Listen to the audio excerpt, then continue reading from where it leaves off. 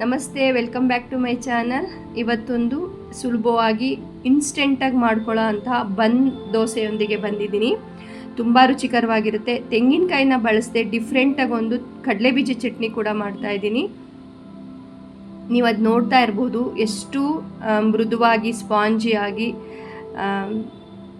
ನೋಡೋಕ್ಕೂ ಎಷ್ಟು ಚೆನ್ನಾಗಿದೆಯೋ ಅಷ್ಟೇ ರುಚಿಕರವಾಗಿದೆ ದೋಸೆ. ಇದು ಮಕ್ಕಳು ಲಂಚ್ ಬಾಕ್ಸ್ಗೆ, ಬ್ರೇಕ್ಫಾಸ್ಟ್ಗೆ, ನೈಟ್ ಡಿನ್ನರ್ಗೆ ಎಲ್ಲ ಟೈಮ್ಗೂ ಸಖತ್ತಾಗಿರುತ್ತೆ ಅಂತ ಹೇಳ್ಬೋದು. ಬೆಳಗ್ಗೆ ಎದ್ದರೆ ಅದೇ ಪ್ರಾಬ್ಲಮ್ ಅಲ್ವಾ, ಏನು ತಿಂಡಿ ಮಾಡೋದಪ್ಪ ಅನ್ನೋದೇ ದೊಡ್ಡ ಸಮಸ್ಯೆ. ಅಂಥ ಟೈಮಲ್ಲಿ ಮನೆಯಲ್ಲಿರೋ ಅಂಥ ಸಾಮಗ್ರಿಗಳನ್ನ ಬಳಸಿ ಒಂದು ಒಳ್ಳೆ ಆರೋಗ್ಯಕರವಾದ ರುಚಿಕರವಾದ ತಿಂಡಿನ ರೆಡಿ ಮಾಡ್ಕೋಬೋದು. ಇಲ್ಲಿ ನಾನು ಮೊದಲಿಗೆ 2 ಕಪ್ನಷ್ಟು ಉಪ್ಪಿಟ್ಟು ರವೆ ತೊಗೊಳ್ತಾ ಇದ್ದೀನಿ. ಉಪ್ಪಿಟ್ಟು ರವೆ, ಚಿರೋಟಿ ರವೆ ಏನಿದ್ರೂ ತೊಗೊಳ್ಬೋದು. ನಂತರ 2 ಕಪ್ಪು ರವೆಗೆ 1 ಕಪ್ನಷ್ಟು ಗಟ್ಟಿ ಅವಲಕ್ಕಿ ತೊಗೊಳ್ತಾ ಇದ್ದೀನಿ. ಅವಲಕ್ಕಿನ 1-2 ಸಲ ಚೆನ್ನಾಗಿ ವಾಶ್ ಮಾಡ್ಕೋಬೇಕು. ಅವಲಕ್ಕಿನಲ್ಲಿ ಸ್ವಲ್ಪ ಕಸದಂಶ ಇರುತ್ತಲ್ಲ, ಅದನ್ನೆಲ್ಲ ನೀಟಾಗಿ ವಾಶ್ ಮಾಡಿ ರವೆಯೊಂದಿಗೆ ಸೇರಿಸ್ಕೊಳ್ತಾ ಇದ್ದೀನಿ. ನಂತರ ಸ್ವಲ್ಪ ನೀರನ್ನ ಕೂಡ ಸೇರಿಸಿ ಒಂದು ಕಪ್ಪು ಅವಲಕ್ಕಿ, 2 ಕಪ್ ರವೆಗೆ 1 ಕಪ್ ಮೊಸರನ್ನ ಬಳಸಬೇಕು.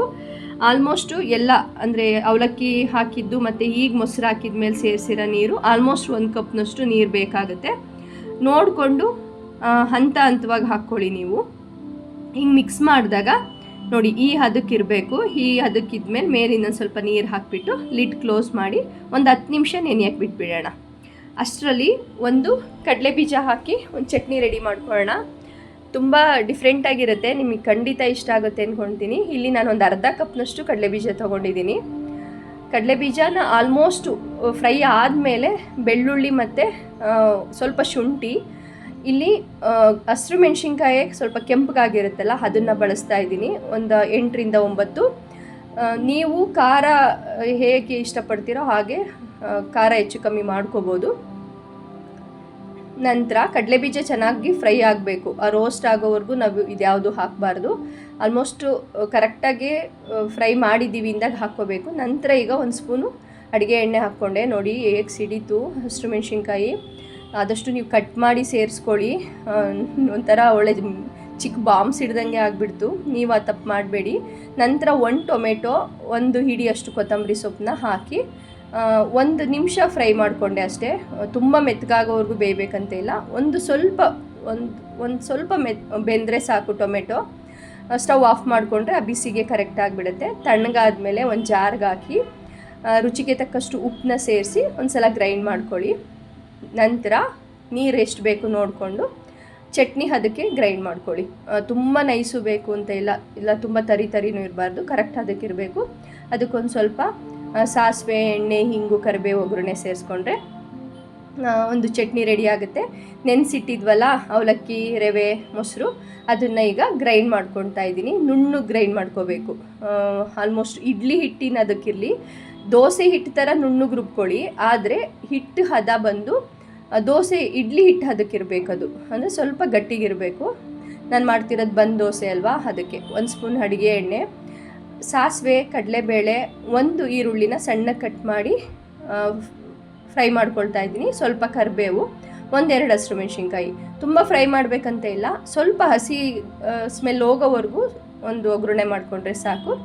ಇದು ಮಧ್ಯೆ ಮಧ್ಯೆ ಬಾಯಿಗೆ ಸಿಗ್ತಾಯಿದ್ರೆ ತುಂಬ ಚೆನ್ನಾಗಿರುತ್ತೆ. ಆ ಕಡಲೆಬೇಳೆ, ಈರುಳ್ಳಿ ಎಲ್ಲ ಅದಕ್ಕೆ ಆ ಥರ ಸೇರಿಸ್ಕೊಳ್ತಾ ಇದ್ದೀನಿ.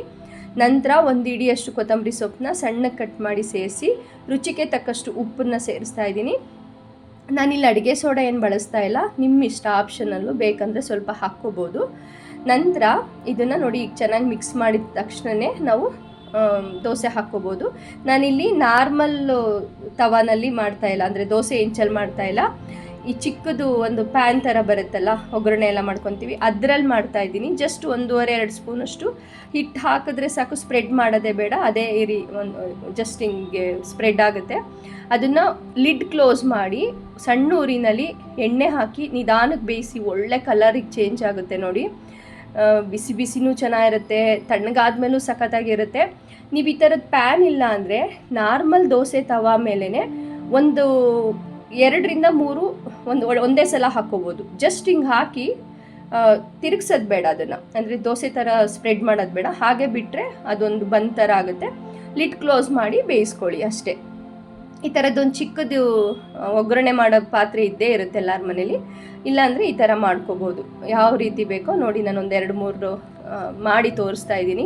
ಒಂದು ಸ್ವಲ್ಪ ಕೂಡ ಅಂಟ್ಕೊಳ್ಳಲ್ಲ, ಸಖತ್ತಾಗಿ ಬರುತ್ತೆ. ಮಕ್ಕಳಿಗೂ ಒಂಥರ ಚಿಕ್ಕಗೆ ಇರುತ್ತಲ್ಲ, ಕ್ಯೂಟಾಗಿ ಸಖತ್ ಇಷ್ಟಪಟ್ಟು ತಿಂತಾರೆ. ಎಲ್ಲರಿಗೂ ಇಷ್ಟ ಆಗುತ್ತೆ. ಲಂಚ್ ಬಾಕ್ಸ್ಗೆ, ಬ್ರೇಕ್ಫಾಸ್ಟ್ಗೆ, ನೈಟ್ ಡಿನ್ನರ್ಗೆ ಎಲ್ಲ ಚೆನ್ನಾಗಿರುತ್ತೆ. ಖಂಡಿತ ಈ ರೆಸಿಪಿ ಟ್ರೈ ಮಾಡಿ. ವಿಡಿಯೋ ಇಷ್ಟ ಆದರೆ ಹೈಪ್ ಮಾಡಿ, ಲೈಕ್ ಮಾಡಿ, ನಮ್ಮ ಚಾನಲ್ ಸಬ್ಸ್ಕ್ರೈಬ್ ಮಾಡ್ಕೊಳ್ಳಿ. ಈ ರೆಸಿಪಿ ಟ್ರೈ ಮಾಡಿದ್ಮೇಲೆ ಹೇಗೆ ಬಂತು ತಿಳಿಸಿ. ಮತ್ತೆ ಸಿಗುವ ನೆಕ್ಸ್ಟ್ ವಿಡಿಯೋದಲ್ಲಿ. ಬಾಯ್.